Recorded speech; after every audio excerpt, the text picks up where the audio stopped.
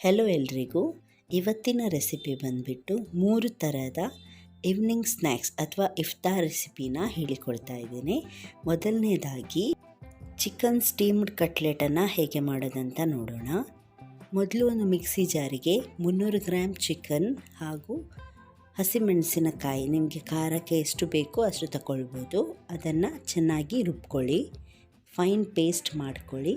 ಅದಾದ ನಂತರ ಸ್ವಲ್ಪ ಕೊತ್ತಂಬರಿ ಸೊಪ್ಪು, ಒಂದು ಈರುಳ್ಳಿಯನ್ನು ಅದಕ್ಕೆ ಹಾಕಿ, ಒಂದು 4 ಬ್ರೆಡ್ಡನ್ನು ಪುಡಿ ಮಾಡಿ ಆ ಹುಡಿಯನ್ನು ಇದಕ್ಕೆ ಹಾಕಿ, ಅದಾದ ನಂತರ 1 ಟೇಬಲ್ ಸ್ಪೂನ್ ಶುಂಠಿ ಬೆಳ್ಳುಳ್ಳಿ ಪೇಸ್ಟನ್ನು ಹಾಕಿ, 2 ಟೇಬಲ್ ಸ್ಪೂನ್ ಕಾರ್ನ್ಫ್ಲೋರನ್ನು ಹಾಕಿ, 1 ಚಮಚ ಜೀರಿಗೆ ಹುಡಿ, ಅದಾದ ನಂತರ ಒಂದು ಅರ್ಧ ಚಮಚದಷ್ಟು ಗರಂ ಮಸಾಲೆ ಹುಡಿ, ಅರ್ಧ ಚಮಚದಷ್ಟು ಚಿಲ್ಲಿ ಫ್ಲೇಕ್ಸ್ ಅಥವಾ ಚಿಲ್ಲಿ ಪೌಡರ್ ಯಾವುದು ಆಗ್ಬೋದು, ಒಂದು 1/4 ಚಮಚದಷ್ಟು ಅರಿಶಿನ ಹುಡಿ, 1 ಚಮಚ ಮ್ಯಾಗಿ ಮಸಾಲ, ಅದು ಆಪ್ಷನಲ್, ಬೇಕಿದ್ರೆ ಹಾಕ್ಬೋದು, ಇಲ್ಲಾಂದರೆ ಸ್ಕಿಪ್ ಕೂಡ ಮಾಡ್ಬೋದು, 2 ಬೇಯಿಸಿರೋ ಪೊಟ್ಯಾಟೊ ಆಲೂಗಡ್ಡೆ ಮತ್ತು ರುಚಿಗೆ ತಕ್ಕಷ್ಟು ಉಪ್ಪನ್ನು ಹಾಕಿ ಚೆನ್ನಾಗಿ ಮಿಕ್ಸ್ ಮಾಡ್ಕೊಳ್ಳಿ. ಎಲ್ಲ ಅದು ಮಿಕ್ಸ್ ಚೆನ್ನಾಗಿ ಆಗಲಿ. ಅದಾದ ನಂತರ ಒಂದು ಪ್ಲೇಟಲ್ಲಿ ಎಣ್ಣೆ ಅಪ್ಲೈ ಮಾಡಿ ಅದಕ್ಕೆ ನೀವು ಮಾಡಿಟ್ಟಿರೋ ಈ ಮಸಾಲೆನ ಸ್ಪ್ರೆಡ್ ಮಾಡ್ಕೊಳ್ಳಿ ಪೂರ್ತಿಯಾಗಿ. ಆ ಪ್ಲೇಟ್ ಫುಲ್ ಸ್ಪ್ರೆಡ್ ಮಾಡಿ, ಅದಾದ ನಂತರ ನೀವು ಇಡ್ಲಿ ಮಾಡ್ತೀರಲ್ಲ ಸ್ಟೀಮರ್, ಅದರ ಮೇಲೆ ಇದನ್ನು ಇಟ್ಟು ಒಂದು 15 ನಿಮಿಷಗಳ ಕಾಲ ಸ್ಟೀಮ್ ಮಾಡ್ಕೊಳ್ಳಿ. ಈಗ ಇದಾಗಿದೆ, ಕಂಪ್ಲೀಟಾಗಿ ತಣ್ಣಗಾಗಲಿ ಅದು. ಈಗ ಒಂದು 2 ಮೊಟ್ಟೆ, ಸ್ವಲ್ಪ ಅದಕ್ಕೆ ಕರಿಮೆಣಸಿನ ಹುಡಿ ಮತ್ತು ಉಪ್ಪನ್ನು ಹಾಕಿ ಇಡಿ. ಇದು ತಣ್ಣಗಾದ ಮೇಲೆ ಕಟ್ ಮಾಡಲಿಕ್ಕೆ ಸುಲಭವಾಗಿ ಬರುತ್ತೆ. ಇದನ್ನು ಯಾವ ಶೇಪ್ ಬೇಕು ಆ ಶೇಪಿಗೆ ಕಟ್ ಮಾಡ್ಕೊಳ್ಳಿ ಈ ರೀತಿಯಾಗಿ. ಅದಾದ ನಂತರ ಒಂದೊಂದಾಗೆ ಅದನ್ನು ತೆಗೀರಿ. ಅದನ್ನು ತೆಗೆದ್ಬಿಟ್ಟು ಮೊಟ್ಟೆ ಮತ್ತು ನೀವು ಪೆಪ್ಪರ್ ಪೌಡರ್ ಹಾಕಿ ಇಟ್ಟಿದ್ದೀರಲ್ಲ ಆ ಮಿಕ್ಸರಿಗೆ ಅದನ್ನು ಡಿಪ್ ಮಾಡ್ಕೊಳ್ಳಿ. ಇದು ಚೆನ್ನಾಗಿ ಆಗುತ್ತೆ, ಅಂದರೆ ತುಂಬ ಟೇಸ್ಟ್ ಆಗುತ್ತೆ, ಒಮ್ಮೆ ಟ್ರೈ ಮಾಡಿ ನೋಡಿ. ಇದಾದ ನಂತರ ಇದನ್ನು ಬ್ರೆಡ್ ಕ್ರಮ್ಸ್ ಇದೆಯಲ್ಲ ಅದಕ್ಕೆ ಕೋಟ್ ಮಾಡಿ. ಬ್ರೆಡ್ ಕ್ರಮ್ಸ್ ಸುಲಭವಾಗಿ ಮನೆಯಲ್ಲೇ ಮಾಡ್ಕೋಬೋದು, ಬ್ರೆಡ್ ತಂದು ಮಿಕ್ಸಿಯಲ್ಲಿ ಪೌಡರ್ ಮಾಡಿದರೆ ಆಯ್ತಷ್ಟೇ. ಇದು ಎಲ್ಲವನ್ನು ಅದೇ ರೀತಿ ಮಾಡಿ ಇದನ್ನು ಡೀಪ್ ಫ್ರೈ ಮಾಡಬೇಕು, ಶಾಲೋ ಫ್ರೈ ಅಲ್ಲ. ಸಾಮಾನ್ಯವಾಗಿ ಕಟ್ಲೆಟನ್ನು ಜಾಸ್ತಿಯಾಗಿ ಶಾಲೋ ಫ್ರೈ ಮಾಡ್ತಾರೆ, ಇದು ಡೀಪ್ ಫ್ರೈ ಮಾಡಿ. ತುಂಬ ಅಂದರೆ ತುಂಬಾ ಟೇಸ್ಟಿ ಆಗುತ್ತೆ. ಒಮ್ಮೆ ಟ್ರೈ ಮಾಡಿ ಹೇಗೆ ಆಗಿದೆ ಅಂತ ಕಮೆಂಟ್ ಸೆಕ್ಷನಲ್ಲಿ ತಿಳಿಸಿ. ವಿಡಿಯೋ ಇಷ್ಟ ಆದರೆ ಲೈಕ್ ಹಾಗೂ ಸ್ನೇಹಿತರ ಜೊತೆ ಶೇರ್ ಮಾಡೋದಂತೂ ಮರಿಬೇಡಿ. ಮುಂದಿನ ರೆಸಿಪಿಗೆ ಹೋಗೋಣ.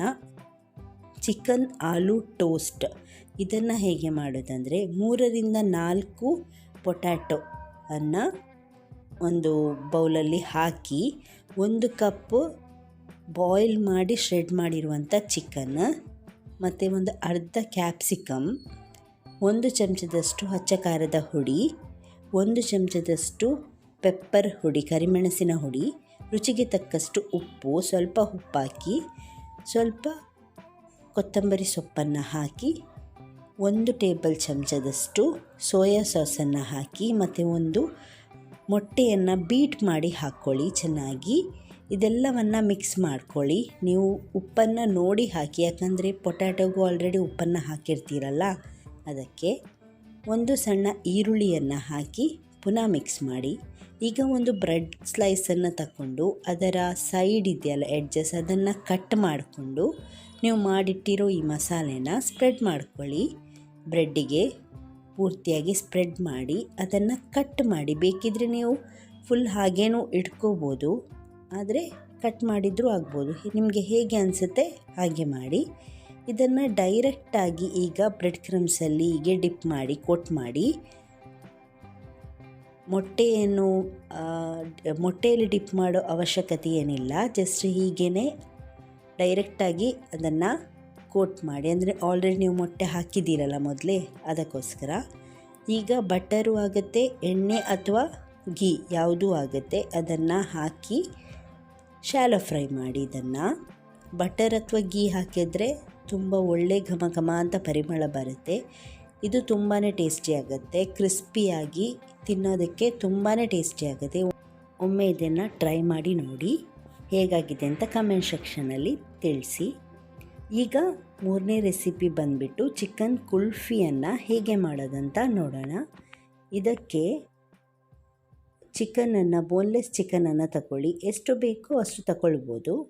ಸಣ್ಣ ಮಿಕ್ಸಿ ಜಾರಲ್ಲಿ ಹಾಕಿ 2 ಹಸಿಮೆಣಸಿನಕಾಯನ್ನು ಹಾಕಿದ್ದೇನೆ ಇಲ್ಲಿ. ನಿಮಗೆ ಖಾರ ಜಾಸ್ತಿ ಬೇಕು ಅಂದರೆ ಜಾಸ್ತಿನೂ ಹಾಕ್ಕೋಬೋದು. ಇದನ್ನು ಚೆನ್ನಾಗಿ ರುಬ್ಕೊಳ್ಳಿ. ಎಲ್ಲ ಫೈನ್ ಪೇಸ್ಟ್ ಆಗಬೇಕದು.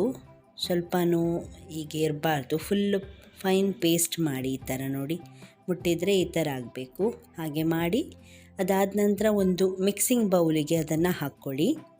ಇಲ್ಲೂ 3 ಚಮಚ ಬ್ರೆಡ್ ಕ್ರಮ್ಸ್, ಅದೇ ರೀತಿ ನೀವು ಬ್ರೆಡ್ಡನ್ನು ತಂದು ಮಿಕ್ಸಿಯಲ್ಲಿ ಪುಡಿ ಮಾಡಿ 3 ಚಮಚ ಅದಕ್ಕೆ ಹಾಕಿ, 1 ಚಮಚ ಶುಂಠಿ ಬೆಳ್ಳುಳ್ಳಿ ಪೇಸ್ಟನ್ನು ಹಾಕಿ, ಮತ್ತು 1 ಚಮಚದಷ್ಟು ಅಚ್ಚ ಖಾರದ ಪುಡಿ ಮೆಣಸಿನ ಹುಡಿಯನ್ನು ಹಾಕಿ, 1 ಚಮಚ ಕೊತ್ತಂಬರಿ ಹುಡಿಯನ್ನು ಹಾಕಿ ಇಲ್ಲಿ. ಅದಾದಮೇಲೆ ಒಂದು ಅರ್ಧ ಚಮಚದಷ್ಟು ಗರಂ ಮಸಾಲೆ ಹುಡಿ, ಅರ್ಧ ಚಮಚದಷ್ಟು ಜೀರಿಗೆ ಹುಡಿ, ಅದಾದ ನಂತರ ಒಂದು ಅರ್ಧ ಚಮಚದಷ್ಟು ಕರಿಮೆಣಸಿನ ಹುಡಿ ಹಾಕಿ, ಅದಾದಮೇಲೆ ರುಚಿಗೆ ಎಷ್ಟು ಬೇಕು ಅಷ್ಟು ಉಪ್ಪನ್ನು ಇಲ್ಲಿ ಹಾಕ್ಕೊಳ್ಳಿ. ಅದಾದಮೇಲೆ ಒಂದು ಸ್ವಲ್ಪ ಕೊತ್ತಂಬರಿ ಸೊಪ್ಪನ್ನು ಹಾಕಿ, ಒಂದು 2 ಚಮಚದಷ್ಟು ಲಿಂಬೆ ರಸನ ಇದಕ್ಕೆ ಹಾಕಿ ಚೆನ್ನಾಗಿ ಮಿಕ್ಸ್ ಮಾಡಿ, ಕೈಯಲ್ಲೇ ಚೆನ್ನಾಗಿ ಮಿಕ್ಸ್ ಮಾಡಿ. ಎಲ್ಲ ಚಿಕನಲ್ಲಿ ಅದು ಮಸಾಲೆ ಎಲ್ಲ ಹೊಂದ್ಕೋಬೇಕು. ಆ ರೀತಿ ಮಿಕ್ಸ್ ಮಾಡ್ಕೊಳ್ಳಿ. ಅದೊಂದು ಸೈಡಲ್ಲಿ ಇಡಿ. ಈಗ ಒಂದು 2 ಚಮಚ ಮೈದಾ ಇದ್ದರೆ ಮೈದಾನೂ ಆಗುತ್ತೆ, ಇಲ್ಲಾಂದರೆ ಕಾರ್ನ್ಫ್ಲೋರ್ನೇನಾದರೂ ನಿಮ್ಮ ಜೊತೆ ಇದ್ದರೆ ಕಾರ್ನ್ಫ್ಲೋರು ಆಗುತ್ತೆ. ಅದನ್ನು ಹಾಕಿ ಒಂದು ಸ್ವಲ್ಪ ಉಪ್ಪನ್ನು ಹಾಕಿ ಸ್ವಲ್ಪ ನೀರು ಸೇರಿಸಿ ಅದಕ್ಕೆ ಸ್ಲರ್ರಿ ಥರ ತಯಾರಿಸಿ. ಈ ಥರ ತೆಳುವಾಗಿ ನೋಡಿ, ಈ ಹದಕ್ಕೆ ಇರಬೇಕು, ತಯಾರಿಸಿ ಇಡಿ. ಈಗ ಕೈಗೆ ಸ್ವಲ್ಪ ಎಣ್ಣೆ ಸವರಿ ಆ ಚಿಕನದ್ದು ನೀವು ಮಸಾಲೆ ಮಾಡಿಟ್ಟಿದ್ದೀರಲ್ಲ ಅದನ್ನು ಈ ಶೇಪಲ್ಲಿ ಮಾಡಿ.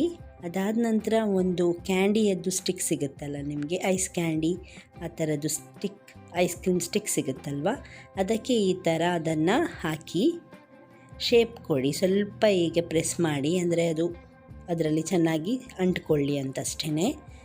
ಈಗ ಎಲ್ಲ ಅದನ್ನು ಸ್ಟಿಕ್ಕನ್ನು ತಯಾರಿಸಿ ಕುಲ್ಫಿಯನ್ನು.